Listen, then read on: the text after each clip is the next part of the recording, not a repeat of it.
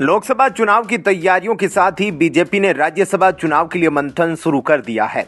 मंथन इस बात को लेकर भी हो रहा है कि आम चुनाव 2024 से पहले कैसे जातीय और क्षेत्रीय समीकरणों को साधा जाए।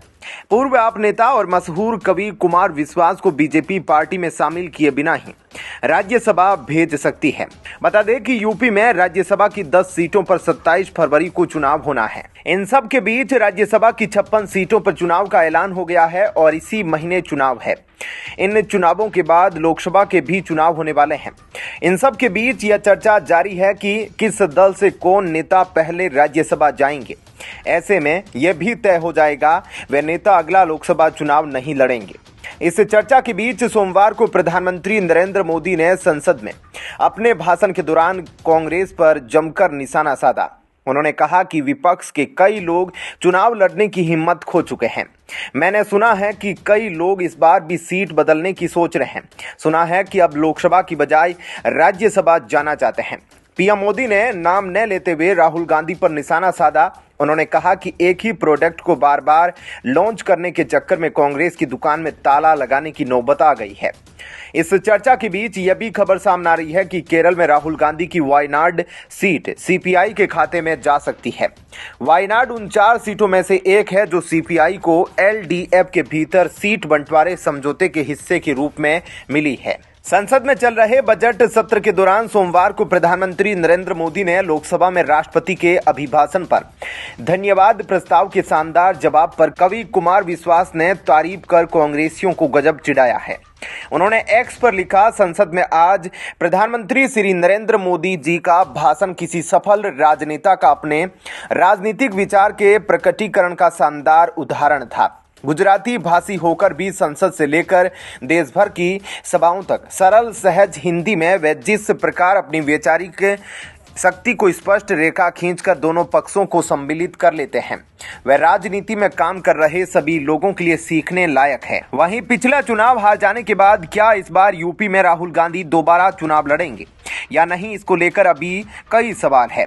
दिसंबर के महीने में पार्टी के भीतर यूपी को लेकर बैठक हुई। इस बैठक के बाद यूपी कांग्रेस अध्यक्ष अजय राय ने जब राहुल गांधी के यूपी से चुनाव लड़ने से जुड़ा सवाल पूछा तब उन्होंने कहा कि वो उनका घर है। अजय राय को जब प्रदेश कांग्रेस की कमान मिली थी तब उन्होंने मीडिया से बातचीत करते हुए कहा था कि वे अमेठी से भी चुनाव लड़ेंगे। फिलहाल यूपी में अभी सपा और कांग्रेस के बीच ही बात नहीं बनी है। यूपी और केरल इन 2 राज्यों में चुनाव लड़ने की चर्चा के बीच दिल्ली में अलग ही चर्चा शुरू है। क्या कहना है आपका, इस पर कमेंट सेक्शन में अपनी राय जरूर दीजिएगा। जय हिंद, जय भारत। क्या कांग्रेस नेता और पूर्व क्रिकेटर नवजोत सिंह सिद्धू बीजेपी में शामिल होंगे? कांग्रेस की प्रदेश चुनाव समिति में शामिल नहीं होने पर कारण बताओ नोटिस का सामना कर रहे नवजोत सिंह सिद्धू ने सोशल मीडिया प्लेटफॉर्म एक्स पर लिखा है कि यह दबदबा, यह हुकूमत, यह नशा, यह दौलत सब किराएदार है। मकान बदलते रहते हैं। इसके बाद फिर एक बार उनके पार्टी छोड़ने की अटकलें तेज हो गई है। पंजाब में बीजेपी की कमान पूर्व कांग्रेसी नेता सुनील जाखड़ के हाथों में है। ऐसे में सवाल खड़ा हो रहा है कि आपके खिलाफ लगातार मोर्चा खोले रहने वाले नवजोत सिंह सिद्धू क्या फिर से बीजेपी में लौटने की योजना पर काम कर रहे हैं? वे लंबे समय से कांग्रेस के शीर्ष नेतृत्व के साथ भी दिखाई दे रहे हैं। वहीं इसी बीच पंजाब कांग्रेस की 11 फरवरी को लुधियाना में बुलाई गई रैली भले ही लोकसभा चुनाव में पार्टी का रोडमैप तय करने के उद्देश्य से आयोजित की जा रही है, लेकिन प्रदेश इकाई की अंतर्कलह सामने आ गई है। कांग्रेस के राष्ट्रीय अध्यक्ष मल्लिकार्जुन खड़गे की अध्यक्षता में होने वाली इस कन्वेंशन में सफल आयोजन के लिए गठित 16 सदस्यीय कमेटी में पूर्व प्रदेश प्रधान नवजोत सिंह सिद्धू को शामिल नहीं किया गया। इसके अलावा पार्टी की ओर से प्रदेश के सभी नेताओं को इस कन्वेंशन में हाजिर रहने के आदेश भी जारी किए गए हैं। यह पहला मौका है जब कांग्रेस हाईकमान ने पंजाब कांग्रेस के मामले में नवजोत सिंह सिद्धू की अनदेखी की है। इससे पहले हाईकमान ने चुनाव समिति का गठन करते हुए सिद्धू को भारी विरोध के बावजूद जगह दी थी।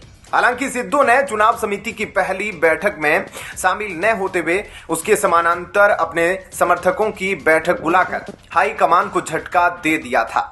सिद्धू इससे पहले भी प्रदेश कांग्रेस के कार्यक्रमों से दूरी बनाकर राज्य में अपने स्तर पर सियासी रैलियों का आयोजन करते रहे हैं। जिसे लेकर प्रदेश इकाई ने कई बार सवाल उठाए, लेकिन सिद्धू पर इसका कोई प्रभाव नहीं हुआ। अब 11 फरवरी की कन्वेंशन में नवजोत सिंह सिद्धू शामिल होंगे या नहीं, इस बारे में प्रदेश इकाई के पास कोई जानकारी नहीं है। दूसरी ओर नवजोत सिंह सिद्धू को लेकर पार्टी के किसी भी नेता ने कोई टिप्पणी करने से इनकार कर दिया। पंजाब में आम आदमी पार्टी सत्ता में है और कांग्रेस मुख्य विपक्षी दल है। इंडी अलायंस के तहत दोनों दलों के साथ लड़ने और कभी कभी अलग लड़ने की बयानबाजी काफी समय से सामने आ रही है। नवजोत सिंह सिद्धू ने 1 फरवरी को पंजाब प्रदेश कांग्रेस समिति के 4 पूर्व अध्यक्षों के साथ बैठक की थी। इसके बाद चर्चा शुरू हो गई थी कि नवजोत सिंह सिद्धू पंजाब में अपनी अलग खिचड़ी पका रहे हैं। इससे पहले नवजोत सिंह सिद्धू ने 31 जनवरी को सोशल मीडिया प्लेटफॉर्म पर लिखा था कि हुनर होगा तो दुनिया कद्र करेगी, एड़ियां उठाने से किरदार ऊंचे नहीं होते। नवजोत सिंह सिद्धू खुद पूर्व में पंजाब प्रदेश कांग्रेस समिति के प्रमुख रह चुके हैं। पार्टी ने उन्हीं की अगुवाई में चुनाव लड़ा था। ऐसे में क्या कहना है आपका, इस पर कमेंट सेक्शन में अपनी राय जरूर दीजिएगा। जय हिंद, जय भारत। संसद में बजट सत्र के दौरान देश की राष्ट्रपति द्रौपदी मुर्मू ने अभिभाषण पर धन्यवाद प्रस्ताव के दौरान अपने संबोधन में प्रधानमंत्री नरेंद्र मोदी ने कांग्रेस समेत विपक्षी दलों पर जमकर हमला बोला है।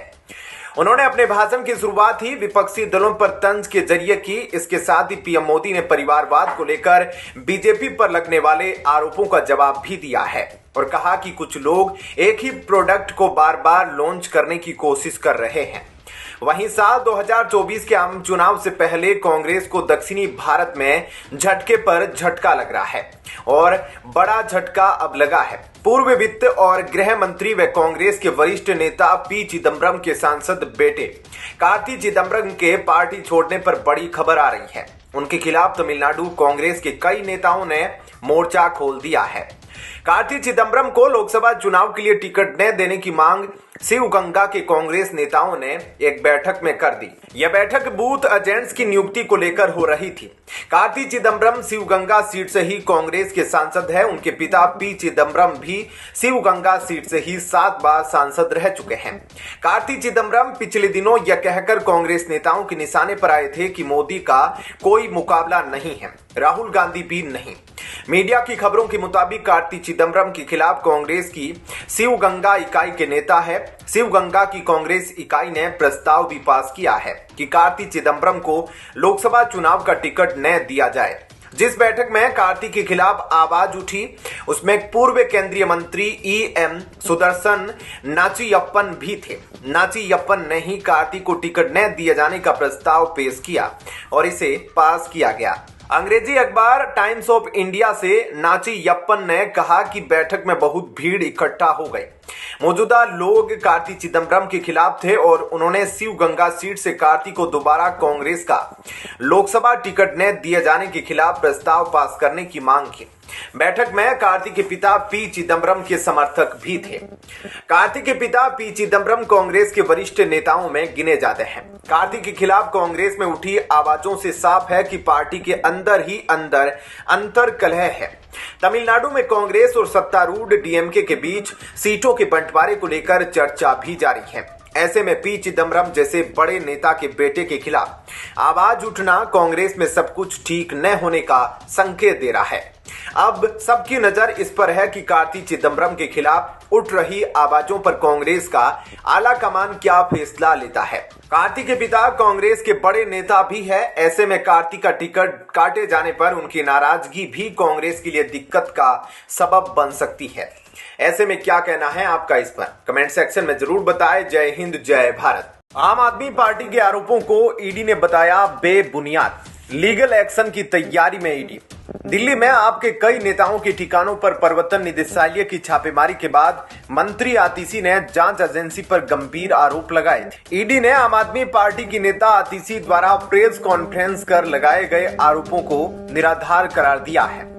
ईडी आप नेताओं के खिलाफ लीगल एक्शन ले सकती है। दिल्ली की सियासत एक बार फिर से गर्मा गई है। ईडी और आम आदमी पार्टी अब एक दूसरे के सामने हैं।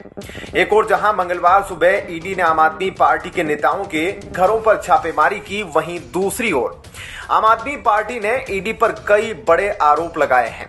आम आदमी पार्टी की प्रेस कॉन्फ्रेंस के बाद ईडी और हरकत में आ गई। जांच एजेंसी ने आप नेता आतिशी मारलेना की प्रेस कॉन्फ्रेंस के बाद ईडी मुख्यालय में एक अहम बैठक की है।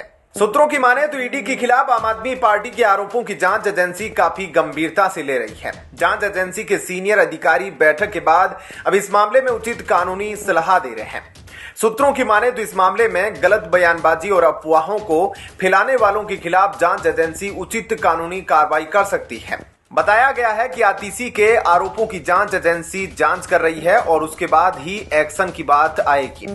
दरअसल दिल्ली की मंत्री और आम आदमी पार्टी की वरिष्ठ नेता आतिशी ने मंगलवार को कहा कि भारतीय जनता पार्टी नित्य केंद्र सरकार उसके नेताओं पर प्रवर्तन निदेशालय की छापेमारी के जरिए पार्टी को डराने और चुप कराने की कोशिश कर रही है। आधिकारिक सूत्रों ने बताया कि प्रवर्तन निदेशालय ने धन शोधन के एक मामले की जांच के तहत मंगलवार को दिल्ली के मुख्यमंत्री अरविंद केजरीवाल के निजी सचिव वैभव कुमार और आपके राज्यसभा सदस्य तथा पार्टी के कोषाध्यक्ष एनडी गुप्ता के परिसरों की तलाशी ली। आतिशी ने कहा कि विभव कुमार और एनडी गुप्ता के परिसरों पर प्रवर्तन निदेशालय के कर्मी सुबह 7 बजे से तलाशी ले रहे हैं। उन्होंने दावा किया कि अन्य आप नेताओं के परिसरों पर और छापेमारी की जाएगी। उन्होंने यह भी आरोप लगाया कि प्रवर्तन निदेशालय ने आबकारी नीति मामले से जुड़े गवाहों और आरोपियों के बयान जबरन और धमकी देकर दिलवाए हैं। मंत्री ने आरोप लगाया कि भाजपा नित्य केंद्र सरकार आपके नेताओं पर छापे मारकर पार्टी को डराने और चुप कराने के लिए प्रवर्तन निदेशालय का इस्तेमाल कर रही है। आतिशी ने कहा कि 2 साल की जांच के बावजूद एजेंसियों को कथित आबकारी नीति घोटाले में कुछ नहीं मिला है। आधिकारिक सूत्रों ने बताया कि छापेमारी के तहत राष्ट्रीय राजधानी के करीब 10 परिसरों की तलाशी ली जा रही है। अभी यह स्पष्ट नहीं है कि क्या यह तलाशी धन शोधन संबंधी जारी मौजूदा जांच के संबंध में है या किसी नए मामले से जुड़ी। क्या कहना है आपका इस पर कमेंट सेक्शन में अपनी राय जरूर दीजिएगा। जय हिंद, जय भारत। 2013 में दिल्ली में सरकार बनाने के पहले केजरीवाल कहा करते थे कि वह स्वयं और उनके मंत्री सरकारी बंगले नहीं लेंगे और छोटे सरकारी फ्लैट में रहेंगे। 10 वर्षों के बाद उनके वादे जमीन पर उतरते नहीं दिख रहे और केवल राजनीतिक बयानबाजी ही सिद्ध हो रही है। अब इसी बीच अरविंद केजरीवाल के ठाठ को लेकर एक चौंकाने वाला वीडियो दिखा। नवीन जिंदल ने बड़ा दावा किया है। दिल्ली बीजेपी के पूर्व नेता जिंदल ने बताया है कि गुजरात चुनाव प्रचार के दौरान केजरीवाल दिन में ऑटो में घूमने का ड्रामा करते थे जबकि ठहरते महाराजा स्वीट में थे।